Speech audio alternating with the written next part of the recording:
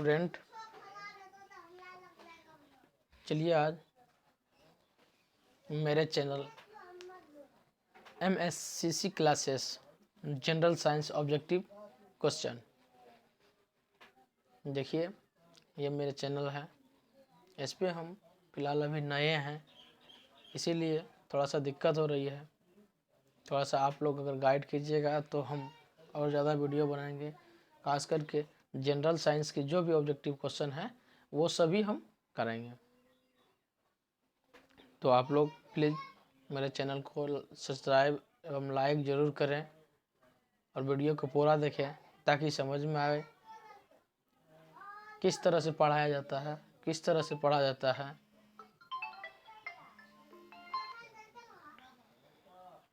तो चलिए अब हम चलते हैं अपने क्वेश्चन की ओर।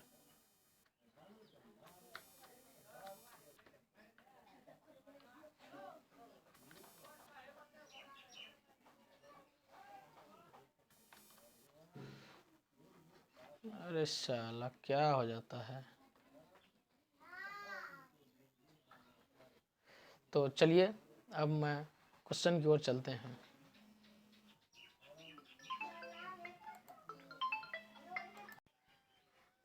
कोई बात नहीं, थोड़ा सा फ़ोन आ गया था, इसीलिए हम 1 मिनट बैक कर दिए थे, कॉल वीडियो को पॉज कर दिए थे। तो चलिए अब हम चलते हैं क्वेश्चन की ओर। क्वेश्चन है कि शीतकाल में कपड़े हमें गर्म रखते हैं क्योंकि। अब सर्दी का मौसम, ठंडी का मौसम तो देखते हैं, ठंडी के मौसम जब पहनते आते हैं तो कपड़ा जब पहनते हैं तो शरीर तो स्वतः गर्म होता है। तो उसी का देखते हैं कैसे और क्यों गर्म रखते हैं इसके बारे में। तो क्वेश्चन दिया था कि शीतकाल में कपड़े हमें गर्म रखते हैं क्योंकि।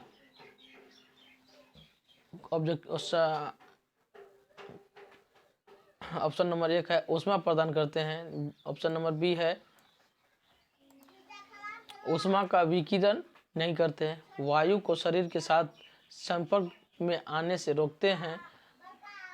शरीर की ऊष्मा को बाहर जाने से रोकते हैं। देखिए यहाँ क्वेश्चन हो जाएगा कि शरीर की ऊष्मा को बाहर जाने से रोकता है, ये आंसर हो गया। शरीर की ऊष्मा को बाहर जाने से रोकता है। चलिए हम अगला क्वेश्चन फिर देखते हैं। क्वेश्चन नंबर 2 है मेघाच्छादन रात की अपेक्षा निर्मल रात अधिक ठंडी होती है, इसका क्या कारण है। ऑप्शन नंबर 1 है चालन। ऑप्शन नंबर बी है द्रवण। ऑप्शन नंबर सी है विकिरण। ऑप्शन नंबर डी है सूर्य ताप। तो ये हो जाएगा विकिरण, इसका आंसर हो जाएगा विकिरण। चलिए अगला क्वेश्चन फिर देखते हैं। क्वेश्चन नंबर 3 है अभिक्रिया ऊष्मा निर्भर करती है। अभिक्रिया ऊष्मा निर्भर करती है। अभिक्रिया के ताप पर, उस पथ पर जिससे अंतिम उत्पादन प्राप्त किया जाता है। अभिकारकों की उत्पादों को भौतिक स्थिति पर, अभिकारकों को उत्पादों की भौतिक स्थिति पर। और डी नंबर ऑप्शन है कि चाहे अभिक्रिया स्थिर दाब पर हो, दाब पर की गई है या स्थिर आयतन पर। तो इसका हो जाएगा उस पथ पर जिससे अंतिम उत्पादन प्राप्त हो। ऑप्शन नंबर 4 है निम्नोक्त में से किसमें सर्वोच्चतम विशिष्ट ऊष्मा का मान होता है। यह होता है जल में। किसमें होता है, जल में। ऑप्शन नंबर 5 है, क्वेश्चन नंबर 5 है जब किसी पाषाण खंड को पानी में डुबोया जाता है तो वह समान डॉट डॉट में पानी की विस्थापित कर देती है। तो डॉट डॉट में पानी को जो है वह विस्थापित कर देता है। तो इसका क्या कारण है, इसका कारण है आयतन। ऑप्शन नंबर डी, आयतन के कारण जो है वह स्थित हो जाता है। चलिए अगला क्वेश्चन, क्वेश्चन नंबर 6 है शीतकाल में एक मोटी कमीज की अपेक्षा 2 पतली कमीजें हमें अधिक गर्म क्यों रख सकती है?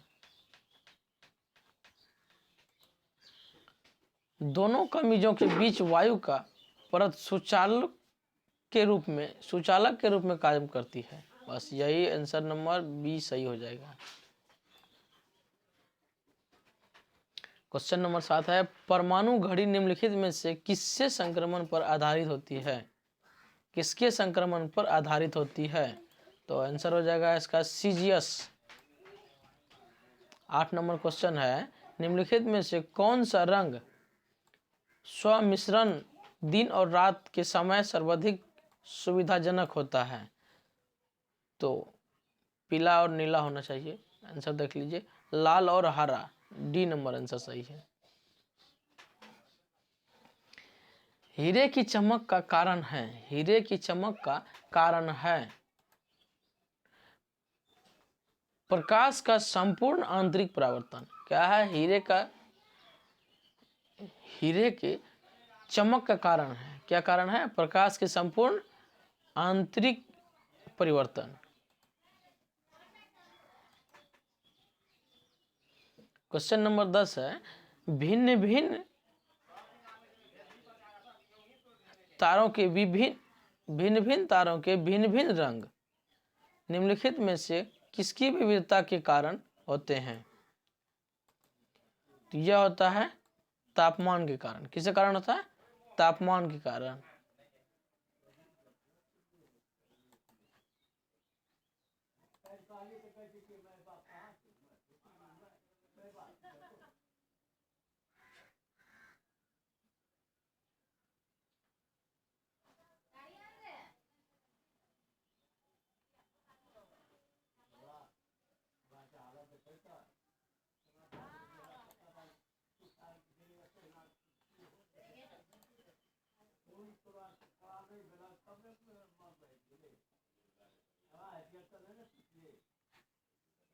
सॉरी चलिए क्वेश्चन नंबर 11, थोड़ा सा बीच में गैप हो गया था, कोई कारण से नेटवर्क चला गया था, इसी कारण से। तो अब चलिए क्वेश्चन नंबर 11 में, अंतरिक्ष यात्री को आकाश दिखाई देता है, अंतरिक्ष यात्री को आकाश दिखाई देता है, वह काला दिखाई पड़ता है। कैसे दिखाई पड़ता है? काला। एशिया के विशालतम पर्वतीय दूरबीन कहाँ है? एशिया के विशालतम पर्वतीय दूरबीन कहाँ है? वह है कावालूर में। एशिया के विशालतम, बहुत बड़ा एक विशाल पर्वतीय दूरबीन है जो कि एशिया में है। और एशिया में कौन जगह है? तो कावालूर में है। वायुमंडल के ऊपरी परत द्वारा किस प्रकार के विकिरण का अवशोषण किया जाता है? अवशोषण किया जाता है, तो इसका आंसर हो जाएगा परावैंगनी का, डी नंबर। 14 नंबर क्वेश्चन है, समुद्र में पानी के नीले होने का कारण है? समुद्र में पानी के नीले होने का कारण है, आंसर हो जाएगा जल अणुओं द्वारा नीले रंग को छोड़कर एनी रंगों का अवशोषण।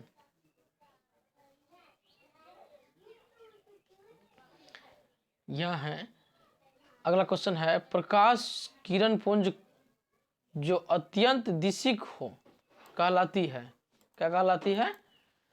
लेंसर कहलाती है वो, लेंसर। टेलीकास्ट किसे कहते हैं? टेलीकास्ट किसे कहते हैं? तो होना चाहिए, टेलीकास्ट किसे कहते हैं? आप लोग टीवी में भी देखे होंगे टेलीकास्ट, मोबाइल में भी अब देने लगा टेलीकास्ट।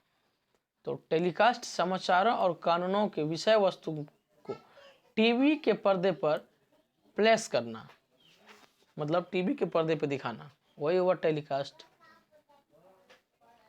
अगला क्वेश्चन है, लाल रंग को आपात या खतरा सिग्नल के रूप में प्रयोग किया जाता है क्योंकि? ऑप्शन नंबर 1 है, इसका आकर्षीय रंग होता है, आकाशीय रंग होता है, इसका तरंग दैर्ध्य सबसे लंबा होता है, यह परिकिरणन होता है, इसमें अत्यधिक ऊर्जा होती है। तो इसका तरंग दैर्ध्य जो है सबसे लंबा होता है। बस आंसर यही होगा, आंसर नंबर बी सही होगा। डेसिबल क्या है? डेसिबल क्या है? एक संगीत वाद्य है, स्वर का तरंगदैर्ध्य है,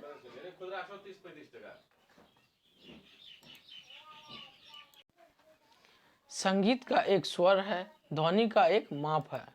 तो इसका हो जाएगा ध्वनि स्तर का एक माप।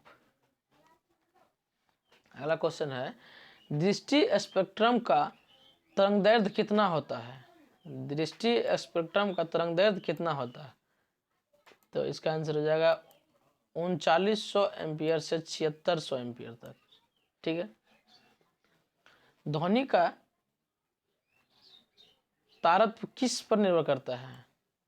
किस पर निर्भर करता है? वह करता है आवृत्ति पर निर्भर। किस पे? आवृत्ति पे।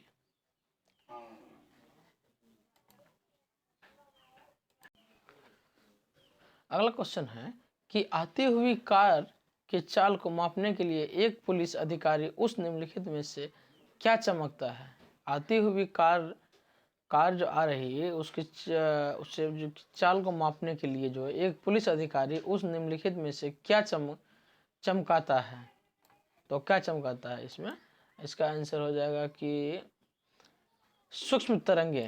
क्या होता है? सूक्ष्म तरंगे।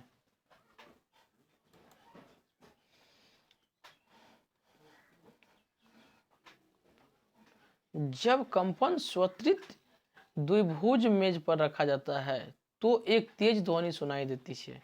यह किस कारण होता है? तो यह किस कारण होता है? तो अपवर्तन के कारण होता है। किस कारण होता है? यह अपवर्तन के कारण होता है। चलिए अगला क्वेश्चन देखते हैं। Question number 23। क्वेश्चन नंबर 23 में है, वाहनों में स्नेहक तेल का प्रयोग किया जाता है। वाहनों में स्नेहक तेल का प्रयोग किया जाता है तो वो क्या होता है? घर्षण कम करने के लिए। घर्षण कम करने के लिए। तो डी नंबर आंसर सही हो जाएगा इसका। निम्नलिखित में से कौन सा बल क्षयकार्य बल है? कौन सा बल क्षयकार्य बल है? तो वह बल है घर्षण बल। कौन सा है? घर्षण बल।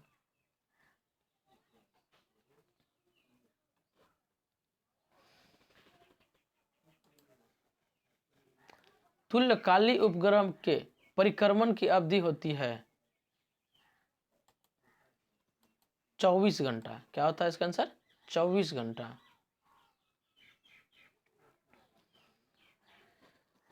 घड़ी के स्प्रिंग में भंडारित ऊर्जा होती है। घड़ी का जो स्प्रिंग है उसमें कौन सा ऊर्जा होता है? उसमें स्थितिज ऊर्जा होता है। स्थितिज ऊर्जा होती है। हाइड्रोलिक प्रेस के में किसका उपयोग होता है? हाइड्रोलिक प्रेस में किसका उपयोग होता है? तो वह होता है पास्कल का नियम का। पास्कल का नियम।